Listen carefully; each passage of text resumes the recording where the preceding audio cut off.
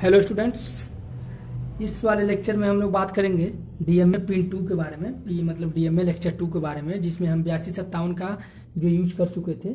8257 आप लोगों ने क्या यूज किया था? बेसिकली हम लोग जो 8257 में यूज किए थे डीएमए कंट्रोलर की, उसके हम लोग पिन डायग्राम की बात कर चुके थे। अब इस लेक्चर में हम लोग बेसिकली क्या यूज करेंगे कि प्रत्येक पिन का क्या क्या काम है। ओके, आप लोग प्रीवियस लेक्चर में देखे होंगे कि प्रत्येक पिन का क्या क्या काम है। अब यहाँ पर हम उस पिन का थोड़े डिटेल से इंट्रोडक्शन ले लेते हैं कि उस पिन का क्या काम है, कैसे उसको यूज करते हैं, और उसके बाद से और भी उसके क्या क्या फंक्शन हो सकते हैं। इन सभी चीज़ों की इसमें हम डिटेल स्टडी करेंगे। आप लोग एग्जीक्यूट होके, इट मीन्स सारी ध्यान लगा के आप लोग देखें, अटेंशन से देखें इस लेक्चर को, और एक नोट्स की तरह आप लोग प्रिपेयर करते रहें। ओके, अब मान रहे हैं कि क्वालिटी थोड़े प्रॉब्लम है, बट क्वालिटी की भी प्रॉब्लम दूर हो जाएगी अगर आप लोग एक नोट्स बनाते चलें।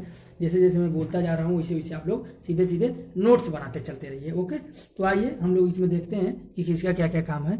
D0 से लेके D7 तक, D0 से D7 तक क्या है? डेटा बस है।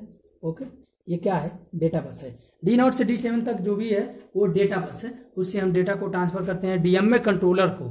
जैसे जो हमारे पास डेटा बस है माइक्रो प्रोसेसर में, वो बसें जब ट्रांसमिट हो जाती हैं तो उस ट्रांसमिट होने के बावजूद वो सब बसें चली जाती हैं डेटा के थ्रू। तो उस डीएमए में ये D0 से D7 जो हम लोग पढ़े थे, देखते हैं कहाँ है वो। रुक जाइए एक मिनट आप लोग। ओके, चलिए छोड़िए उन सब चीज़ों को। तो डीएमए हम लोग क्या करते हैं, बेसिकली डेटा बस है वो D0 से D7 तक, और A0 से A7 तक, A7 to A0 तक एड्रेस बस है। ठीक है, एड्रेस बस। ओके, A0 से A7 तक एड्रेस बस है। फिर IOR input output read, IOW ये सब चीज़ें आप जानते ही हैं, फिर भी एक बार बता देते हैं। IOR इट मीन्स ये input read, input output read. ठीक है, IOW इनपुट आउटपुट राइट। ठीक है, उसके बाद से जो हमारे पास MEMR है, मेमोरी रीड है, MEMW मेमोरी राइट है। ठीक है, MEMR ये क्या है? Memory read. ठीक है, मेमोरी रीड। ठीक है, फिर MEMW ये जो हमारे पास पिन है 8257 में, वो क्या है? Memory write, memory write. ठीक है, ये लिखने की जरूरत नहीं है, आप लोग समझ ही गए होंगे। फिर उसके बाद से CLK जो है वो क्लॉक इनपुट है। ठीक है, रीसेट के बारे में आप लोग जानते हैं कि 8257 को भी हमें रीसेट करना पड़ता है। क्यों रीसेट हम लोग करते हैं? रीसेट से हमारे पास जो भी इनिशियल डेटा रहता है, जो भी इनिशियल काम रहता है, मतलब कोई काम मान लीजिए आप खत्म कर ले, उसमें कुछ रिमाइंडर बच गया, उस रिमाइंडर को क्लियर करने के लिए हम लोग रीसेट पिन यूज करते हैं। रेडी क्या है? 8257 डीएमए कंट्रोलर को रेडी करने के लिए रेडी पिन का यूज किया गया। ठीक है, बेसिकली इसको रेडी करना पड़ेगा जब भी ये वर्क करने जाएगा तो इसको रेडी करना पड़ेगा इस डिवाइस को। तो इसके लिए हम रेडी पिन यूज किए हैं। HRQ सबसे मेन चीज है। HRQ क्या है? ठीक है, HRQ है हमारे पास होल्ड रिक्वेस्ट।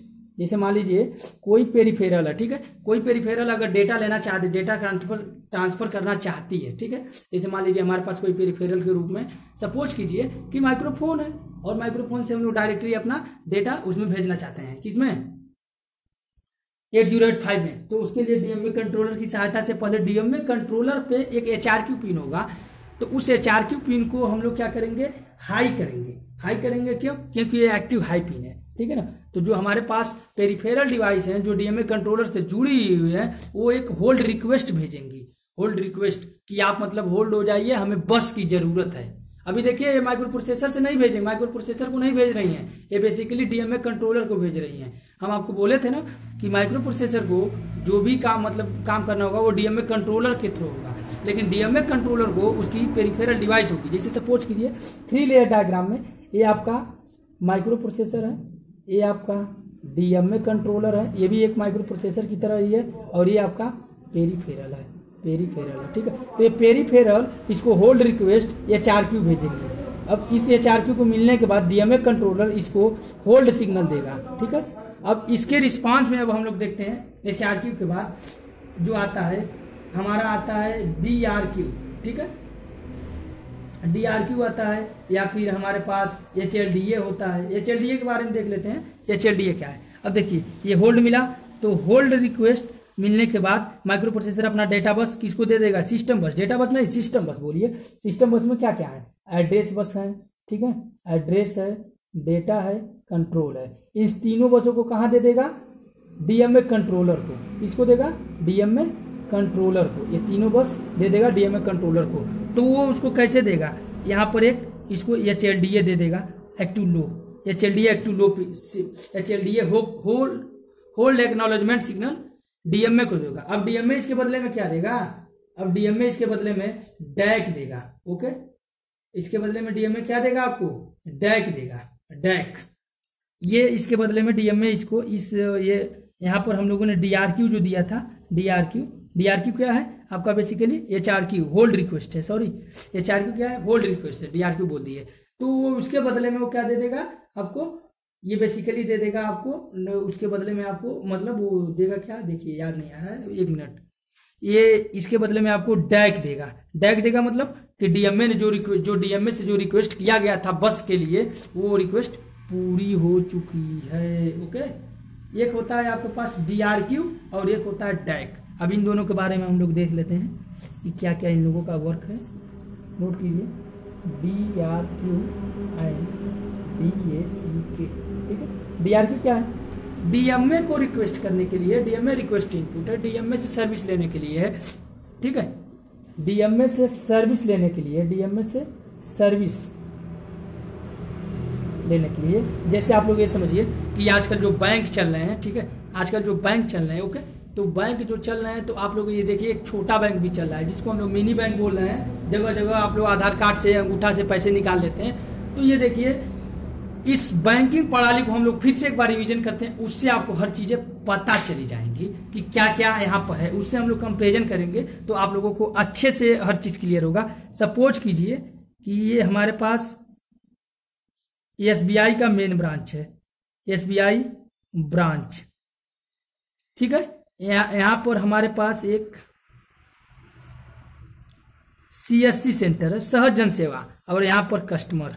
ठीक है, अब देखिए, ठीक है, अब देखिए कस्टमर या तो ब्रांच से सेवा ले सकता है या फिर CSC से ले सकता है। आपको भी पता है, ब्रांच से सेवा लेगा इट मीन डायरेक्टली लेगा, SBI ब्रांच की सहायता से लेगा तो क्या होगा? मतलब उसको डीले लगेगा। CSC पे हम लोग जाते हैं तो कम टाइम में आधार कार्ड लगा के हम लोग अपना पैसा ले लेते हैं। तो same process exist here in the case of micro processor 8085 at the using of the DMA controller. तो ये आपका DMA कंट्रोलर है, ये समझिए, ये DMA कंट्रोलर है, ये 8085 माइक्रो प्रोसेसर है, और ये हमारा क्या है? पेरीफेरल डिवाइस है। ओके, ये पेरीफेरल डिवाइस है। ओके, तो अब आप लोग देखिए, जब मान लीजिए कस्टमर को पैसा लेना हो बैंक से, तो बैंक को न जाकर वो CSC सेंटर को जाएगा। तो CSC सेंटर को क्या करेगा? रिक्वेस्ट देगा पैसा के लिए। ठीक है, रिक्वेस्ट देगा पैसा के लिए। तो वो वही रिक्वेस्ट देने के लिए हम लोग यूज करते हैं DRQ सिग्नल। ठीक है, अब देखिए, अब इसके बाद से क्या होगा? इसके बाद से क्या होगा कि इस रिक्वेस्ट को DMA कंट्रोलर चेक करेगा। इट मीन CSC पहले आपके खाते में पैसा चेक करेगा, तभी ना आपको पैसा देगा। ठीक है, ऐसा तो है नहीं अपने पास से दे देगा और बाद में वो अपने पास से कहां से देगा, वो आपको खाता में चेक करेगा। तो ऐसे समझिए कि CSC अब क्या करता है इसके बाद कि वो बैंक के साइट पे जाता है, उसको अथॉरिटी रहती है। आपको अथॉरिटी डायरेक्टली नहीं है, जब ऐसे मोड में आप पैसा निकाल रहे हैं तो क्या करेगा? आपको साइट पे चेक करेगा। तो उसके लिए वो क्या करेगा? यहाँ पर एक होल्ड सिग्नल देगा कि देखिए इनको पैसे की जरूरत है। तो वो जो पैसे की जरूरत है वो जब रिक्वेस्ट किया बैंक से, तो बैंक से जब वो रिक्वेस्ट किया तो वो होल्ड सिग्नल हुआ। तो अब बैंक क्या करेगा? अब कस्टमर का वो चेक करेगा अकाउंट, कस्टमर का अकाउंट चेक करेगा कि कस्टमर के खाते में पैसे हैं या फिर वो ऐसे निकालना चाहता है। तो अगर उसी प्रकार जब सर्विस देना रहता है बैंक को, तो क्या करता है? CSC को एक HLDA सिग्नल देगा। HLDA मतलब एक्नॉलेज करेगा, वो बोलेगा हाँ, मतलब उसकी साइट पर जाके आप लोग बैंक की साइट पे CSC वाला जाके देखेगा कि पैसा है, तो उसके बदले में SBI अथॉरिटी देगा हाँ HLDA के रूप में। HLDA क्या है? आपका होल्ड रिक्वेस्ट है, होल्ड रिक्वेस्ट है, मतलब होल्ड एक्नॉलेजमेंट है कि मैंने आपकी बात सुन ली है, आप पैसा आप निकाल सकते हैं। तब ये अब अथॉरिटी दे देगा। अब CSC कस्टमर को क्या देगा इसके बाद? अब CSC इसके बाद कस्टमर को डैक सिग्नल देगा। डैक सिग्नल क्या है? ये एक्टिव लो रहेगा। डैक सिग्नल बेसिकली क्या है? डैक सिग्नल जो है ना, ये एक्टिव हाई रहेगा। सॉरी, ये DRQ एक्टिव हाई है। DRQ क्या है? एक्टिव हाई है, और डैक DRQ एक्टिव लो है, और डैक जो सिग्नल है वो एक्टिव, सॉरी यार, देखिए ये DRQ सिग्नल जो है एक्टिव लो है, और डैक जो सिग्नल है इसके रिस्पांस में आएगा वो आपका एक्टिव हाई रहेगा। ये बार बार लग जा रहा है, कोई दिक्कत नहीं, वो एक्टिव हाई रहेगा। ठीक है, तो अब देखिए, अब सीएससी क्या करेगा, कस्टमर को पैसा देगा। इट मीन्स कस्टमर की बात सुन लेगा, तो बोलेगा आप अपना अब आधार नंबर पे जो ओटीपी आया ओटीपी को बताइए, एक्नॉलेज करके डैक के रूप में वो पैसा आपको दे देगा। तो डैक का करने का मतलब क्या है, डीआरक्यू और डैक, ये देखिए इन दोनों से क्या है, डीएमए से सर्विस लेने के लिए दोनों यूज किए जाते हैं, नो कि डायरेक्टली माइक्रो प्रोसेसर से। तो मैं अभी आप बैंक की उदाहरण से बता दिया कि कस्टमर पहले सीएससी सर्विस को सीएससी सेंटर पे जाता है, वहां पर डीआरक्यू रिक्वेस्ट देखा है कि हमारे इस अकाउंट में पैसे चाहिए। डीआरक्यू रिक्वेस्ट मतलब आपके पास डीएमए जो चैनल है 4 चैनल, तो उसमें कई प्रकार के कस्टमर हो सकते हैं ना, तो इसीलिए 4 हमारे पास डीआरक्यू चैनल है। ठीक है, और 4 चैनल में 4 लोग पेरिफेरल जुड़ सकते हैं। जैसे बैंक की है, सीएससी पे आप जाते हैं, अलग अलग आपका अकाउंट है, किसी का बीओबी का अकाउंट है, किसी का एसबीआई का है, किसी का उसी से संबंधित मान लीजिए कि किसी का एचडीएफसी का है, किसी का पीएनबी का है। तो वैसे ही समझिए डीआरक्यू नॉट, डीआरक्यू1, डीआरक्यू2, डीआरक्यू3, ये सब अलग अलग 4 कस्टमर हैं। तो वो लोग क्या करेंगे, सबसे पहले पैसा निकालने की रिक्वेस्ट करेंगे सीएससी सेंटर से। तो सीएससी सेंटर से रिक्वेस्ट मतलब डीएमए से रिक्वेस्ट कर रहे हैं। ओके, डीएमए जो है उससे रिक्वेस्ट कर रहे हैं। सीएससी सेंटर जो है हमारे पास सहज जन सेवा केंद्र, उससे रिक्वेस्ट करने का मतलब वो डीएमए से रिक्वेस्ट कर रहा है हमारे टेक्निकली बोर्ड में। ओके, तो उस रिक्वेस्ट के लिए वो डीआरक्यू सिग्नल देगा जो एक्टिव लाई होगा, एक्टिव लो होगा। तो लो क्यों होगा, इसको लो किया रहेगा। देखिए डीएमए कंट्रोलर बार बार डीआरक्यू सिग्नल को सेंस करते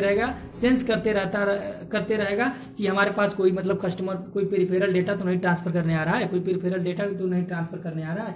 तो उसको हर साइकिल के अंत में डीएमए कंट्रोलर उसको सेंस करता रहेगा। सेंस करने के बाद जैसे ही इसे डीआरक्यू रिक्वेस्ट मिल गया तो डीएमए तुरंत उसी के रिस्पॉन्ड में वो 8085 it mean main branch of the bank, main branch of the bank को ये भेजेगा क्या, एक प्रकार का होल्ड सिग्नल कि देखिए पैसा मांग रहा है कस्टमर, आपके खाते में है इसका पैसा, ये देखिए इसके खाते में है कि नहीं। तो बैंक क्या करेगा, उसके रिस्पांस में जवाब देगा हाँ खाते में पैसा है। तो वो कैसा हो जाएगा, ये एलडीए के रूप में जवाब हो गया। होल्ड एक्नॉलेजमेंट मतलब आपने जो चीज मांगा था उसका मैंने पावती रसीद दे रहा हूं, एक्नॉलेजमेंट दे रहा हूं, हाँ ये सही है। ठीक है, अब इसके रिस्पांस में जब होल्ड मिल जाएगा, एचएलडीए सिग्नल मिल जाएगा, तो अब हमारा डीएमए क्या करेगा, इसके रिस्पांस में डैक सिग्नल को जनरेट करेगा। डैक सिग्नल क्या है, डीआरक्यू रिक्वेस्ट का एक्नॉलेजमेंट है। इट मींस उसकी पावती रसीद है कि हाँ मुझे मिल चुका है, आप अब दे सकते। तो अब इसके थ्रू डैक सिग्नल के थ्रू अब ये पेरिफेरल डिवाइस जुड़ जाएगी और पेरिफेरल डीएमए से डेटा ट्रांसफर करने लगेगी। इट मींस डीएमए से डेटा वो ट्रांसफर करने लगेगी डैक के द्वारा। डैक क्या है, डीआरक्यू रिक्वेस्ट का एक्नॉलेजमेंट है। ठीक है, इतनी चीजें आपको समझ में आ गई। ठीक है, अब जैसे ही सीएससी पैसा देख लेगा कि इसके अकाउंट में पैसा है तो पैसा देना स्टार्ट कर देगा और एक रसीद दे देगा, वही रसीद है डैक, और डैक की सहायता से वो फिर डेटा को ट्रांसफर करने लगेगा। ओके, तो ये आपका होगा डीआरक्यू और डैक के बारे में। अब हमारे पास कुछ और भी इसके अलावा सिग्नल है। ठीक है, सीएस है चिप सेलेक्ट के लिए।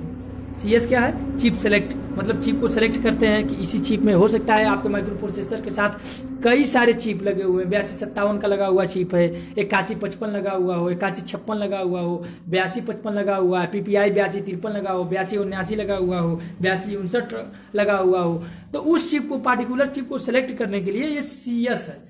सीएस है chip select signal. BCC 5 volt होता है, ये आपको पता ही है, कंफर्टेबल बनाने के लिए ऐसा किया गया है, और जीएनडी ग्राउंड है। उसके बाद से 2-4 और हैं जो बेसिकली इसमें यूज किए जाते हैं, उन लोगों का भी हम लोग नाम ले लेते हैं। देखिए सबसे पहले उसमें क्या है, ये ईएन क्या है, एड्रेस इनेबल। ये क्या करता है, एड्रेस को फाइंड करता है। बेसिकली इसका यूज क्या है, एड्रेस को फाइंड करने पे फाइंड करना है। एड्रेस इनेबल पिन, ये एक्टिव हाई पिन है। एक्टिव हाई पिन है तो क्या करेगा, बेसिकली एड्रेस को इनेबल करेगा कि हमारे पास जो एड्रेस है, किस एड्रेस पे हमें डेटा को भेजना है, इन सभी चीजों का ये डेटा रखेगा कि किस एड्रेस पे हमें अपने डेटा को भेजना है। मतलब मान लीजिए पेरिफेरल जो जुड़ी हुई है, 4 पेरिफेरल जुड़ी हुई है, तो एड्रेस इनेबल द्वारा ये हमें पता चलेगा कि किस पेरिफेरल से रिक्वेस्ट आया है, और उसके मान लीजिए कि 4 पेरिफेरल जुड़ा हुआ है। ठीक है, उस चारों पेरिफेरल का अलग अलग मेमोरी एड्रेस है। ठीक है, तो ये डिटरमाइन करेगा कि किस पेरिफेरल के किस मेमोरी एड्रेस पे हमें डेटा को भेजना है। इसके लिए एड्रेस इनेबल सिस्टम है। एडीएसटीबी है, एड्रेस को स्ट्रोब करता है। एडीएसटीबी ये एड्रेस को क्या करेगा, स्ट्रोब करेगा, एड्रेस को स्ट्रोब करेगा। अब देखिए स्ट्रोब का मतलब क्या होता है, बेसिकली स्ट्रोब का मतलब होता है इंगित करना, सूचित करना। ठीक है, एड्रेस को एक पॉइंट दे देगा। जैसे मान लीजिए कि आप लोग कहीं जाते हैं किसी शहर, बड़े शहर में, तो यहाँ पर एक चिन्हित चीज चेक कर लेते हैं कि यहाँ पर ये निशान है तो जल्दी से वो पा जाते हैं। जैसे सपोज कीजिए आप लोग अपने रूम के पास रहते हैं, ठीक है, तो धीरे धीरे जब आदत पड़ जाती है, तो ये तो हम लोग ह्यूमन वाले हैं ना, ह्यूमन नर्वस सिस्टम है, उसमें क्या होता है कि उसकी जो नर्वस सेल होती हैं वो इतनी एक्टिव होती हैं कि वो चीज़ों को देखकर जल्दी याद कर लेती हैं और जल्दी भूलती नहीं है। बट मशीन है, तो मशीन के लिए तो ये हो नहीं सकता, ये ह्यूमन नर्वस सिस्टम। तो क्या करती है कि उस पार्टिकुलर लोकेशन पे एड्रेस को, जैसे मान लीजिए कि आपने गया MMRT कॉलेज, तो अगर मशीन को अगर वो काम करना रहता है, उसको पढ़ने आने जाने रहता, रोबोट समझिए आप ही लोगों की जैसे अगर कोई रोबोट होता, उसको पढ़ने आने जाता ना रहता, तो वो क्या करता, वहाँ का MMRT का लोकेशन को सेट कर लेता और उसी लोकेशन पे फिर वो दोबारा चला जाता उसी डेटा की सहायता से। तो एड्रेस स्टोर का मतलब एड्रेस को एक जगह स्थिर कर देना, मतलब एड्रेस को इंगित कर देना, इट मीन्स पॉइंट कर देना कि इस एड्रेस पे ये चीजें हैं, ठीक है। इसके लिए टीसी के लिए आप क्या है, टर्मिनल काउंट यूज होता है। अभी लोग हम लोग बताए थे, जब काउंट समाप्त हो जाएगा तो उसको बंद करने के लिए टीसी है, जब उस पर एक्टिव हाई सिग्नल दे देंगे। और फिर मार्क का उतना बहुत बड़ा यूज नहीं है, फिर भी बता देते हैं कि इसमें मॉड्यूलो मतलब मॉड को चेंज करने के लिए, कितने मॉड है उस मॉड को चेंज करने के लिए इसका बेसिकली यूज किया जाता है। अब देखिए इसके 3 ब्लॉक में बांटा गया है, देखिए बेसिकली इसको 3 ब्लॉक में बांटा गया है, ठीक है। आइए हम एक बार इसके फिर से पिन विवरण को तो बता ही चुके हैं, इसमें देखने की आपको जरूरत नहीं है, बट अब तो हमारे हिसाब से कुछ नहीं छूटा हुआ है, ठीक है। अब आइए हम लोग इसके चैनल की बात करेंगे कि इसके कितने चैनल हैं, उन सब का क्या क्या काम है, ठीक है। तो आइए सबसे पहले देखिए इसको 3 पार्ट में बेसिकली बांटा गया है। जो सबसे पहला पार्ट है डाटा बस बफर है, ठीक है, डाटा बस बफर, ओके, डाटा बस बफर पहला पार्ट है। सेकेंड पार्ट आपका इसका है रीड राइट लॉजिक, ये क्या है, रीड राइट लॉजिक। और तीसरा पार्ट इसका है 4 चैनल, ठीक है, 4 इसके चैनल है जिससे आपका पेरिफेरल जुड़ा होगा, 4 चैनल से ही तो पेरिफेरल जुड़े होंगे। ये सब इतने चीज हो गए इसके। अब देखिए डीएमए में डाटा बस बफर है, डाटा बस बफर का मतलब क्या हुआ कि कोई भी डेटा अगर हम ट्रांसफर कर रहा है, सपोज कीजिए कि आप कोई डेटा अगर ट्रांसफर कर रहे हैं, तो ऐसा नहीं है कि उसको तुरंत पेरिफेरल पे दे दिया जाएगा, नहीं, उसको बफरिंग भी की जाएगी, मतलब इकट्ठा भी किया जाएगा। हो सकता है पेरिफेरल स्लो हो, भाई पेरिफेरल स्लो हो डीएमए की तुलना में, तो तुरंत तो ले नहीं लेगा उस डेटा को, तो उसको स्टोरेज भी किया जाता है, क्यू टाइप बना दिया। जैसे सपोज कीजिए कि अगर ये हम लोग सिंपल एग्जांपल लेते हैं, पोस्ट ऑफिस का ही ले लेते हैं, ठीक है, हम लोग एक सिंपल एग्जांपल पोस्ट ऑफिस का ले लेते हैं। जैसे आप लोग ने पोस्ट ऑफिस घर में गया होगा, ठीक है, तो वहां पर एक लेटर बॉक्स होता है, ठीक है, बॉक्स होता है, तो लेटर बॉक्स में मान लीजिए आते रहते हैं डेटा, इट मीन्स लेटर आते रहते हैं। मान लीजिए कि हर घंटे एवरी आवर मान लीजिए कि 50 लेटर आ रहे हैं लेटर बॉक्स में, और जो वहां पर पोस्ट मास्टर बैठा है वो कितने को प्रोसेसिंग करने के लिए तैयार है, मात्र 10 को 1 घंटे में प्रोसेसिंग कर दे रहा है। प्रोसेसिंग करने का मतलब स्पीड पोस्ट, पार्सल, या फिर उसकी पैकेजिंग, या फिर उसकी डिलीवरिंग, इतने कर ही रहा है। तो 50 हर घंटे जब आ रहे हैं, तो इसके लिए एक लेटर बॉक्स चाहिए डेटा को रखने के लिए। ऐसा तो है नहीं कि जो आएगा 50 वो 1 घंटे में कर देगा, नहीं निपटा पाएगा, तो क्या करेगा, इनको एक क्यू ऑर्डर में कर देगा। क्यू ऑर्डर मीन्स फीफो के सिद्धांत पे, फर्स्ट इन फर्स्ट आउट के सिद्धांत पे काम होता है, ठीक है, first in first out, it means जो पहले आएगा उसको पहले सर्विस दी जाएगी, ठीक है। तो मान लीजिए लेटर गिरता जाएगा, और उसी लेटर के हिसाब से आप लोग भी देखते हैं कि कहीं किसी लाइन में खड़े होते हैं, तो जो पहली लाइन में जो आगे रहता है उसका काम पहले होता है, फिर जो सबसे पीछे रहता है उसका पीछे होता है। तो ऐसे ही है कि ये आपका एड्रेस और डेटा बस को इकट्ठा करने के लिए, क्योंकि डीएमए हो सकता है कि जो जिस डिवाइस में हम ट्रांसफर कर रहे हैं उतना तेजी से नहीं हो रहा है, वो उतनी उसकी कैपेसिटी अच्छी नहीं है ना, तो वो क्या करेगा, डीएमए के पास एक storage system, memory type system रहेगा, उसमें वो क्या करेगा, स्टोरेज करता रहेगा। और जैसे जैसे काम समाप्त होगा, ठीक है, जैसे मान लीजिए कि उसको, अगर ये समझिए कि डीएमए को पहले हम लोग पोस्ट मास्टर को समझते हैं। अगर मान लीजिए कि 2 घंटे में, ठीक है, 2 घंटा के बाद क्या हुआ कि 2 घंटे में लेटर आ गए 100 लेटर आ गए, 2 घंटे में 20 को प्रोसेसिंग कर दिया, उसके बाद से लेटर आना बंद हो गया, इट मीन्स उसकी बस खाली हो गई, तो बस वो अपना वो लेके चला जाएगा माइक्रो प्रोसेसर 8085, तो अब ये बाकी जो 80 है, 80 को ये अपना अलग से करता रहेगा, ठीक है। तो इससे स्पीड तेज हुई है, माइक्रो प्रोसेसर भी यूटिलाइज हो गया। इसीलिए डीएमए कंट्रोलर एक प्रकार का प्रोसेसर की तरह ही है। हम बोले थे आपको पहले लेक्चर में भी कि जैसे मान लीजिए कि डीएमए कंट्रोलर में क्या है, उसमें एक स्टोरेज डिवाइस टाइप सिस्टम होती है जिसको हम बस बफर कहते हैं। तो उसमें मान लीजिए जितना डाटा को तत्काल में ट्रांसफर किया जा रहा है पेरिफेरल में, वो तो ट्रांसफर हो गया। जो चीजें बची हुई है वो ट्रांसफर होकर एक बफर में इकट्ठा हो गई। बफर मीन्स एक प्री स्टोरेज सिस्टम में इकट्ठा हो गई, एक कूड़ेदान के डब्बा में इकट्ठा हो गई, ये समझिए।